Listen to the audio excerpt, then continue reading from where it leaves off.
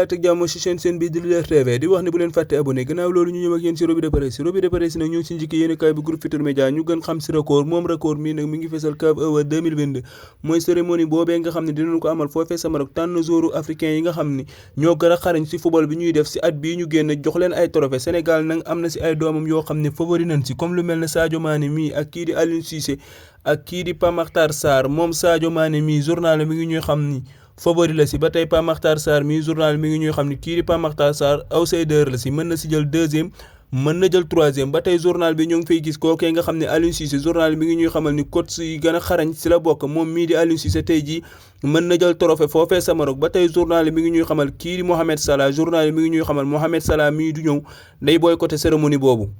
ginnaaw record dañuy jubale stade nag moom mi ngi fesal CAF Awards bi nga xam ni daf ñuy fàttali ñaar fukki at gannaaw bi nga xamee ni lu mel nii amoon na foofee sa Johannesburg Sénégal raafal lépp ba tey journal mi ngi ñuy xamal ni Sénégal gii pare na ci alxames bi pour jël lépp li nga xam ne teg nañ ko foofee sa Maroc nekk ay trophée ba tey journal bi mi ngi ñuy xamal naan kii di Sadio Mané nga xam ne favori la ci kii di Edouard Mendy nga xam ne favori la ci kii di Pape Ousmane Sakho moomee nga xam ne favori la ci bii yi nga xam ne ñoo dàq ci at mi ba tey journal mi ngi ñuy xamal naan comme li nga xam ne amoon na 2002 boobee nga xam ne El Hadji Diouf favori woon na la ak kookee di Bruno Metsu nekkoon coach comme Aliou Cissé mi ak kookee di Pape Bouba Diop ak kookee di Tony Silva nekkoon gardien de but comme Edouard Mendy mi ba tey journal mi ngi ñuy xamal ni kookee di Gana Gueye moom gannaaw bi nga xamee ni Paris tegoon na ko ci match amical am boobee nga xam ni doon na ko def Gana Gueye dafa jee match boobu lépp moo tax journal bi di ñu xamal naan kii di Gana Gueye gagné na ay points sa match amical boobu ba tey journal mi ngi ñuy xamal ni kii nga xam ne mooy équipe yu mag yi nga xam ni ñoo nekk Europe comme ay Chelsea ay Paris Saint-Germain ñoo ngi renforcer seen équipe yi. stade dañuy jubali réew mi quotidien nag moom mi ngi fësal CAF Awards 2022 mooy trophée bi nga xam ne dinañ ko jox joueur africain bi nga xam ne moo gën a xarañ foofee sa Rabat nekk foofee sa Maroc ba tey journal mi ngi ñuy xamal ñett ñi nga xam ne ñoo koy xëccoo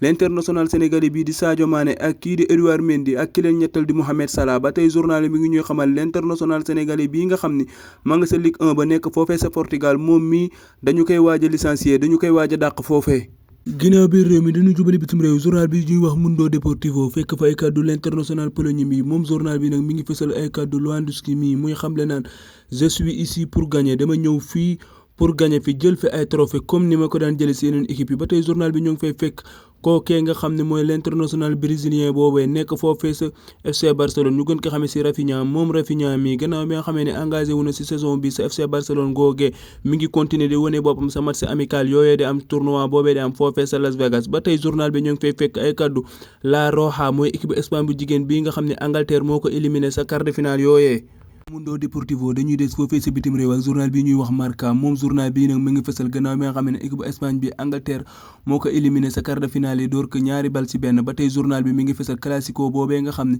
diggante Real Madrid la ak FC Barcelone nga xam ne dina am sa tournoi boobee di am sa Las Vegas mi ngi naan ñaari fan moo fi des ba tey journal bi mi ngi fësal Lewandowski bi muy xam le naan boobule classico dinaa si dugal ay bii ba tey journal bi mi ngi ñuy xamal ne kii di FC Barcelone dafa bëgg a dellu si waat ak doole nga xam ne saison yi ñu génn kenn xamul woon nu muy nuru saison bii nag dafa bëgg a dellu si ak doole jël yemu daan jël foofee sa Europe. ginnaaw Marca dañuy def foofee sa bitim réew journal bi ñuy wax AS moom mi nga fesal équipe bu jigéen ñi Espagne yooyee nga xam ne ñàkk bi nga xam ne ñàkk nañ ko ci kaw Angleterre googee sa coupe de euro jigéen ñi amee foofee sa Angleterre ci ñaari bal ci benn journal bi nag mi ngi leen di tagga naan leen kontaan nañ ci yéen gannaaw bi nga xam ne def ngeen lépp pour dóor Angleterre googu mais cette fois-ci baaxul ba tey journal bi ñoo ngi fay fekk l'international français bi ñu gën ko xamee ci Karim Benzema moom journal bi nag mi ngi ñuy xamal naan noo Karim Benzema ma nga foofee sa Las Vegas nekk foofee sa waa Real Madrid di préparer seen saison ba tey journal bi ñoo ngi fay fekk ay kàddu Karim Benzema mi muy xamle naan saison bii di ñëw dinañu préparer lu nu mën nga xam ne lépp lu nu mën ci coupe dinañu ko jël ci saison bii di ñëw ñu leen di jaajëfal di leen wax ni ba beneen ak yeneen i revue de presse